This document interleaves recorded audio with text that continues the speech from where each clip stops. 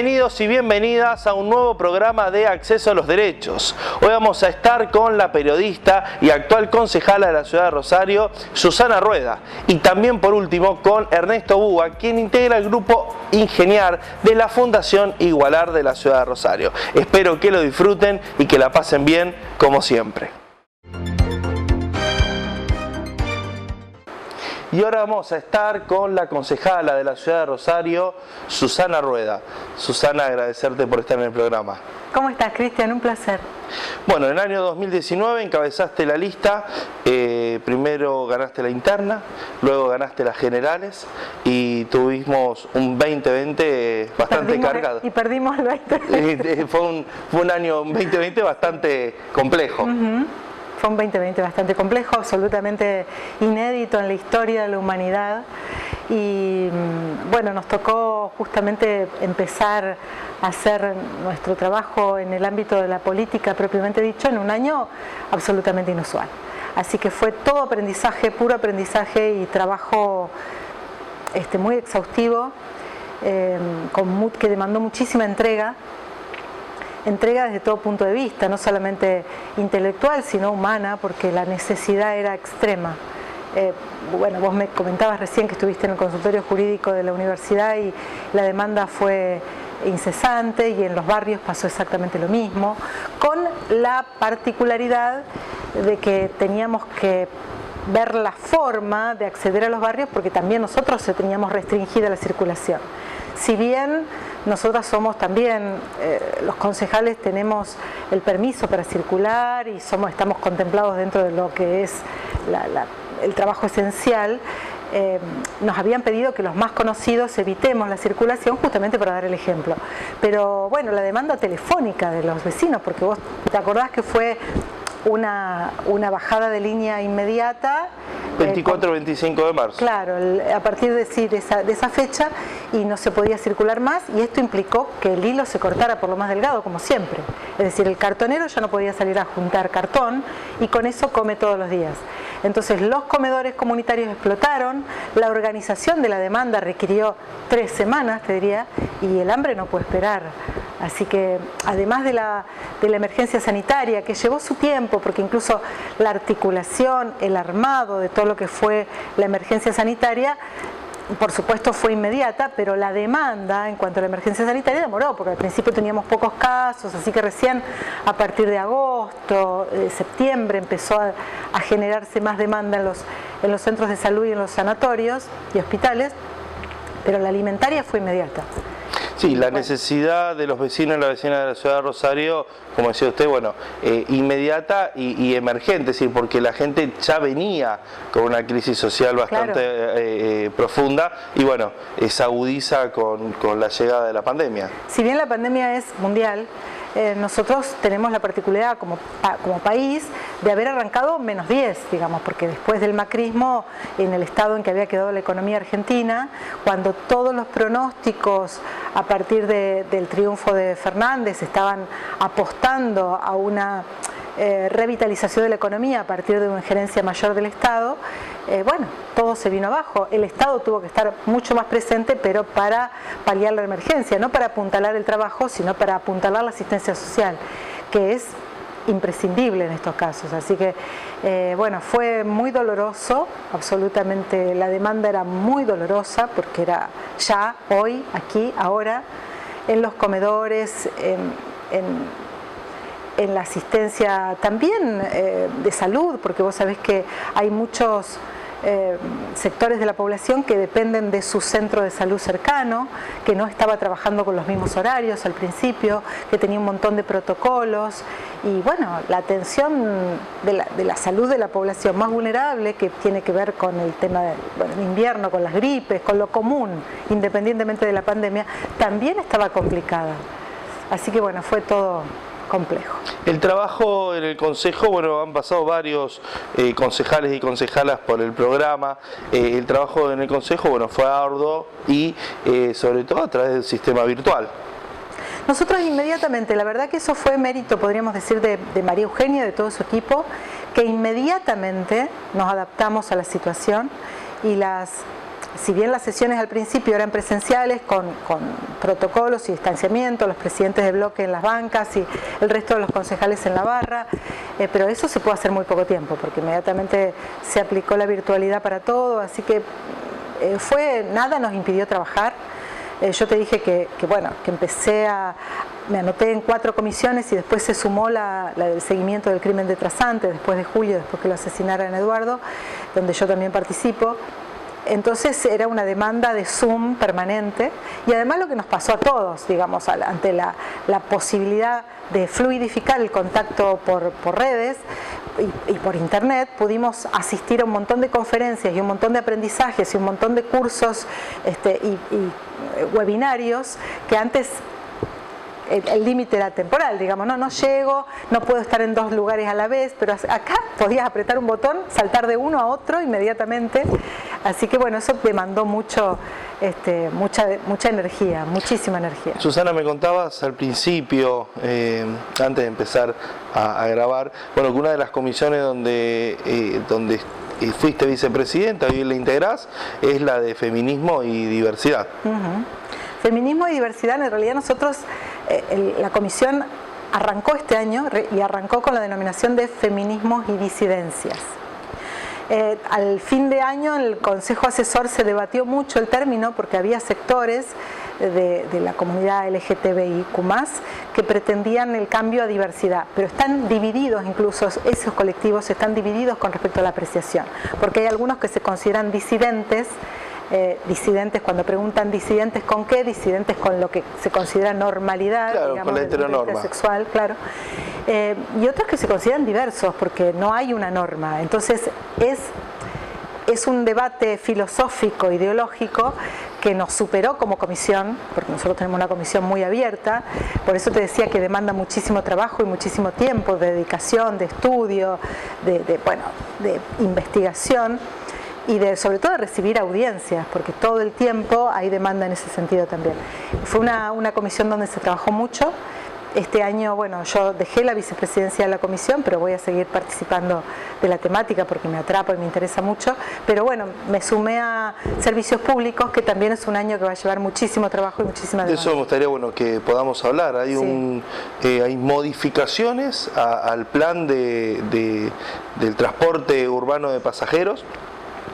Y bueno, y hay ciertas quejas, se podría decir, de algunos vecinos y vecinas con respecto sobre todo al tema de las paradas en los colectivos. Sí. Lo que sí se entiende que estamos ante, esto sí importante decirlo, Susana, que estamos ante una situación de emergencia. Es decir, si antes se pasaban 100.000 pasajeros por, vamos, un ejemplo, ¿no?, por mes, hoy está cerca de 25.000. Entonces, bueno, ha generado una crisis muy fuerte en el sistema de pasajeros. Cerca de 450 y ahora hay 150 aproximadamente. Así que sí, es una crisis terminal, como la calificó Pablo una vez, del transporte urbano, del sistema tal como lo conocíamos. La normalidad no sabemos si va a volver, tampoco sabemos si va a volver con la misma cantidad de pasajeros que existía, que ya generaba déficit. Claro. Así que definitivamente era necesario un cambio en el sistema de transporte. Yo creo que el ajuste en el cambio del sistema de transporte, como todo es incierto, porque nosotros deberíamos partir de la base y es muy difícil para la población entenderlo y aceptarlo, porque la población quiere certezas y en una pandemia mundial la certeza es lo menos esperado, digamos, debería ser lo menos esperado, porque no existe. Tenemos que reconocer que estamos todos los días transitando una incertidumbre, que no sabemos cuándo va a terminar, no sabemos cuál es la reacción del virus ante la vacuna, no sabemos, hay un montón de cosas que no se saben, la mayoría de las cosas no se saben. Entonces, tampoco está claro si el transporte es un medio de infección, digamos, donde la infección puede ser mayor porque se habla de la cantidad de minutos que vos tenés que permanecer en el ámbito del circuito, si el aire acondicionado, si las ventanillas abiertas, bueno, hay un montón de cosas para evaluar. El cuidado de los trabajadores. Claro, hay un montón de cosas para evaluar desde los usuarios del transporte y desde el sistema de transporte. Pero lo básico es que así no podía continuar, porque no es un servicio, digamos, partimos de la base que debe ser un servicio público y de esta manera no le servía a nadie, ni al Estado ni a los usuarios. Así que este es el primer proyecto del Ejecutivo, que seguramente va a tener ajustes, pero claro, ya ha habido barrios, como por ejemplo La Tablada, que está planteando que a ellos así no les sirve. Por lo tanto, yo me atrevería a decir, Cristian, que va a haber, sin dudas que va a haber ajustes. Ya el gobierno provincial ha salido a decir que va a reforzar los servicios interurbanos para fortalecer las líneas. Pérez, Villa Honor, claro, Galvez, todo lo que es el área metropolitana. Y Granadero Baigorria. Y eso está bueno porque si hay una complementación entre los sistemas de transporte interurbano y urbano, también les sirve a la ciudad de Rosario, porque esos colectivos pueden ser abordados quizás por los ciudadanos de Rosario para trasladarse de un punto a otro. Hay líneas que arrancan en Villa Honor Galvez y terminan en la zona norte de nuestra ciudad, claro, que es una ciudad muy grande. Entonces, claro, genera obviamente, vos con un boleto de un valor, vos podés abordarlo en Villa Honor Galvez y terminar en el último rincón de la ciudad de Rosario. Así es. Entonces la idea es hacerlo más efectivo, reforzar en las líneas donde efectivamente había grandes problemas de frecuencia, ajustar el sistema del cuando llega, digamos, que eso es muy importante justamente para tratar de mejorar la seguridad del pasajero, porque hay gente que si no tiene que permanecer en la parada media hora y eso es inseguro en esta ciudad. Así que bueno, me parece que es una serie de ajustes que se van a ir viendo también sobre la marcha, como corresponde, porque como todo es incierto, no sabemos si la vacunación se va a hacer, incluso el tema de la vacunación que se está debatiendo ahora, si se va a poner la segunda dosis, si se va a priorizar la segunda dosis para los que ya están vacunados. Hoy la ministra dijo oficialmente que se van a aplicar las dos dosis. Las dos dosis. Que claro, es necesario aplicar las dos dosis. Para el sector de salud, para los que ya recibieron la primera, porque recién son 12.000 los que lo recibieron. Vamos a tener un tiempo bastante largo. También se puede modificar ese parámetro, digamos, para el sector de salud irán las dos dosis. ¿Qué pasa con la segunda tanda? Que son docentes, que son personas que tienen trabajo en el ámbito de la administración pública, digamos, hay un montón de sectores dentro del cronograma que se ha planteado de la vacunación que no sabemos si vamos a recibir dos dosis, si vamos a recibir una y dentro de 4 meses la segunda, en fin, todo es incierto. Entonces, eso también opera sobre el uso del transporte, sobre el usuario del transporte. Así que yo creo que va a haber muchos ajustes, pero mientras tanto hay sectores de la población que seguramente tienen que ser contemplados en su demanda y en su reclamo por un transporte eficiente. Claro, aparte del transporte lo que genera en la persona, primero la cuestión de la movilidad, pero también como decía usted al principio, cuando empezamos a hablar del transporte, es el tema de la seguridad, porque una persona si espera 30, 40 minutos un colectivo, está más expuesta a que algún delincuente, algún criminal, bueno, lleva adelante su plan delictivo. Entonces, bueno, ante eso es importante que el servicio, como ejemplo, cuando llega, funcione, porque nos permite decir, bueno, llega en 5 minutos, yo salgo en 5 minutos, claro, o en 7 para adelantar, y no en 30 minutos, porque a veces se hace hasta imposible. Susana, tenemos un 2021 por delante. ¿Cuáles son, usted como concejala de nuestra ciudad de Rosario, una ciudad gigante, yo como rosarino podríamos decir una ciudad hermosa, maravillosa, cuáles son sus objetivos, su trabajo a desarrollar durante este 2021? Mira, yo tengo, en principio hay dos situaciones que a mí me inquietan mucho, que nos inquietan a todos, que tienen que ver con la desigualdad, básicamente, que es el origen de todos los problemas. Y hay un proyecto nuestro que está en el Consejo Municipal, que fue uno de los primeros que introduje este año, porque es para mí el núcleo del problema de la pobreza en Rosario, que son las jefas de hogar. Nosotros tenemos aproximadamente 460.000 personas en situación de pobreza en la ciudad, esto es casi la mitad de la población. Eso genera una enorme desigualdad en el acceso a los servicios del sistema de transporte público, el consumo, a todo lo que se te ocurra, e inclusive al agua. Entonces, es de ese grupo de personas en situación de pobreza, se presume que el 70% de los hogares en situación de pobreza están encabezados por jefas de hogar. Yo lo percibí cuando empezamos durante la campaña, donde las que se acercaban a reclamar y hablar con los candidatos o les candidatos eran mujeres con chicos. Cuando vos empezabas a indagar, como mi trabajo de periodista ha indicado durante los últimos 30 años, yo pregunto y empiezo a indagar, la mayoría están solas, porque sus compañeros se fueron, porque nunca estuvieron. Y tienen varios hijos, de distintos padres o del mismo padre, pero nunca estuvo. Entonces, esa situación tiene que ser la que podamos resolver, porque las mujeres no pueden trabajar porque tienen hijos pequeños, porque han sido madres adolescentes, porque nunca han tenido información suficiente para la anticoncepción y tampoco han tenido acceso a la anticoncepción a partir de la falta de información. Por eso es imprescindible que esas mujeres terminen su educación o terminen su capacitación para poder trabajar, y para eso el Estado tiene que cuidar a sus chicos. Por lo tanto, es imprescindible la presencia, como fue en su momento con los centros Crecer, de centros de cuidado en las zonas vulnerables. En todos los barrios de Rosario, el Estado tiene que hacerse cargo del cuidado de esos chicos. Todo el sistema de cuidado tiene que estar reforzado, y nos dimos cuenta durante esta pandemia, especialmente en las zonas vulnerables. El cuidado por un lado y la capacitación de las madres por el otro.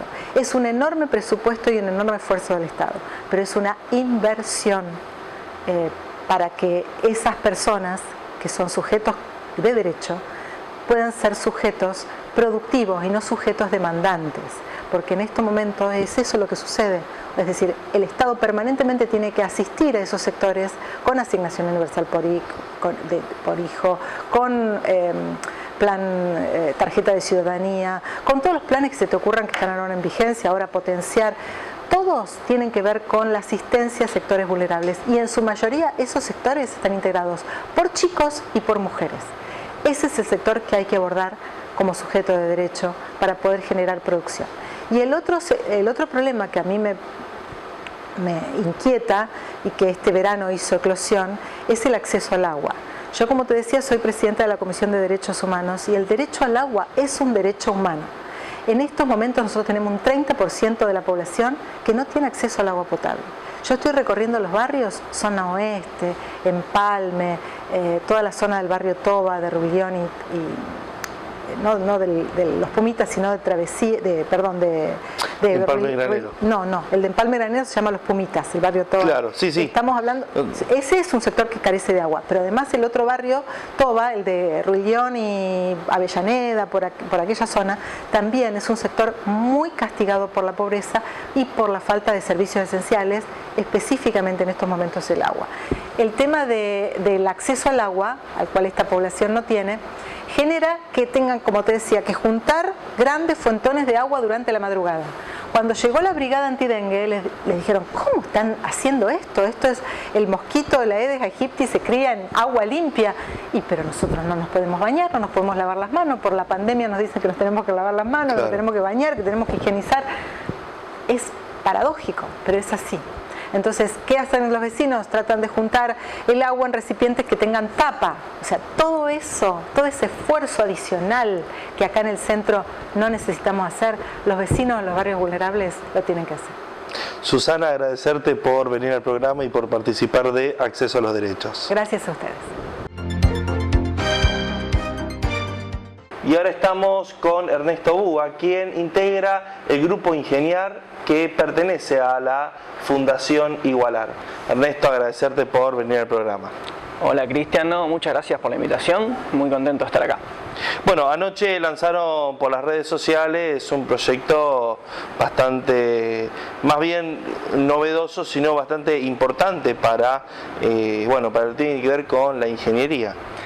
Sí, ayer lanzamos en las redes no uno, sino dos proyectos en los cuales estamos muy entusiasmados, que empezamos a trabajar. Son dos problemáticas que del día a día, que bueno, la idea es aportar un granito de arena para empezar a solucionarla.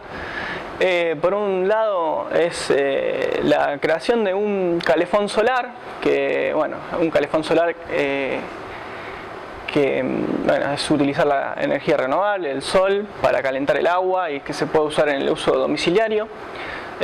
Antes que nada, es un proyecto que lo estamos trabajando con la Fundación Igualar, el Grupo Ingeniar, que son estudiantes avanzados de ingeniería y recibidos de ingeniería de la Facultad de Ciencias Exactas e Ingeniería.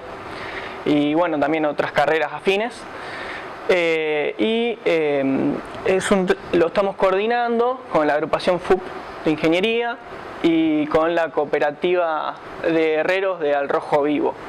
Juntos nos pusimos este objetivo de estos dos proyectos, uno, como te decía, el calefón solar, que va a quedar ahí en la fábrica donde trabaja la cooperativa del Rojo Vivo, y esperamos que, si sale bien, que pueda ser reproducido para poder hacer una oferta a estos calefones solares, que bueno, como digo, abarata el costo de la casa, del uso domiciliario de la energía, es menos gas que se utiliza una familia o una institución y menos costo, y al mismo tiempo es algo que ayuda al medio ambiente. Obviamente, mientras menos emisiones hagamos, menos contaminación hagamos, es una práctica que debería ser más cotidiana y más a menudo en toda la sociedad, y esperemos que con este proyecto aportemos a ir en ese camino. El otro proyecto es un prototipo de un carro para recolectores urbanos, también llamado cartonero. Sabemos lo que es, por ahí está invisibilizado el trabajo del cartonero, que es un trabajo que consiste en del desperdicio domiciliario, desperdicio de los negocios, recolectar la basura y hacer la separación que muchas veces deberíamos haber hecho en la casa. Bueno, la hace el cartonero y lo vende a empresas que reciclan ese cartón, y es el sustento de muchísimas familias en la ciudad de Rosario y alrededores, y bueno, en todo el país en realidad. Muchas veces no cuentan con las herramientas necesarias para realizar este trabajo. Son carros que no están diseñados para eso, son carros que generalmente son de supermercado, o que el mismo cartonero se la arregla para conseguir lo que puede. Nosotros consideramos que debería haber un carro que sea ergonómico, que cumpla con normas de seguridad, que pueda tener distintas posibilidades de tracción, ya sea que alguien quiera tirarlo, empujarlo, o utilizar una herramienta de trabajo, sea como la moto o la bicicleta, para poder empujarlo. Bueno, queremos hacer un prototipo, a ver si podemos hacer que se le reconozca este derecho a tener una herramienta acorde, que es algo muy positivo lo que hace el cartonero, que es que el desperdicio no vaya a un vertedero de basura, sino que sea reciclado y se pueda volver a utilizar. El carro como herramienta, como cualquier persona que tiene que tener una herramienta acorde a lo que está haciendo. Exactamente. Pero bueno, es una problemática que hay que resolver. Después podemos ver infinidades de cosas que pensar de la recolección de los recolectores urbanos. Hay una cuestión, en la basura se puede recolectar el plástico, por ejemplo, el PET, y bueno, hay un problema ahí, porque como no tienen el transporte adecuado, el volumen de PET que deberían llegar para que sea rentable su transporte, no lo pueden hacer. Entonces tenemos el PET que va al vertedero, por ejemplo. Es otra cosa que hay que pensar, cuestiones logísticas de los puntos de acopio, para que puedan negociar el precio y hacer valer, porque muchos abusan de las posibilidades del cartonero al vender su cartón y las posibilidades del comprador al comprarlo. Hay un abuso. La volatilidad del precio podría ser amortiguada con un buen punto de acopio, en los cuales podrían organizarse los cartoneros en forma de cooperativa. Ernesto, te hago una consulta, volviendo más a la parte de ingeniería. Qué importante, ¿no? Poner el estudio, la universidad, la educación al servicio de los sectores más humildes, más vulnerables, y sobre todo al servicio de los trabajadores, ¿no? Y trabajadoras. Totalmente, sí, es fundamental tener un enfoque social con los conocimientos. En este caso, el grupo Ingeniar, la agrupación FUP, a los mismos herreros, por ahí una formación más técnica, más una cuestión de tal vez matemática o logística, podemos poner distintas materias que hacen un producto, optimizan un proceso, pero eso muchas veces está a la orden del mercado, lo que el dinero puede pagar, pero lo que debería pasar es que haya una conciencia social con ese conocimiento, una responsabilidad de ese conocimiento, más siendo egresado si uno es egresado de una universidad pública, en los cuales los recursos de todo van para la formación de un profesional. Bueno, que ese profesional piense cómo devuelve a la sociedad, cómo aplica ese conocimiento para mejorar la vida de todos los que convivimos en esta sociedad. Ernesto, agradecerte por venir al programa que es Acceso a los Derechos. No, muchas gracias, Cristian, muy feliz de estar acá. El transporte urbano de pasajeros pasa por un momento bastante delicado. Son muchas las quejas de los vecinos y vecinas de nuestra ciudad de Rosario. Estuvimos hablando sobre este tema con la concejala Susana Rueda. Por otro lado, una vez más, el orgullo de pertenecer a la Universidad Nacional de Rosario, el grupo Ingeniar, poniendo a disposición de la comunidad el conocimiento. Esto fue Acceso a los Derechos, todos los viernes a las 18:30 horas por Somos Rosario.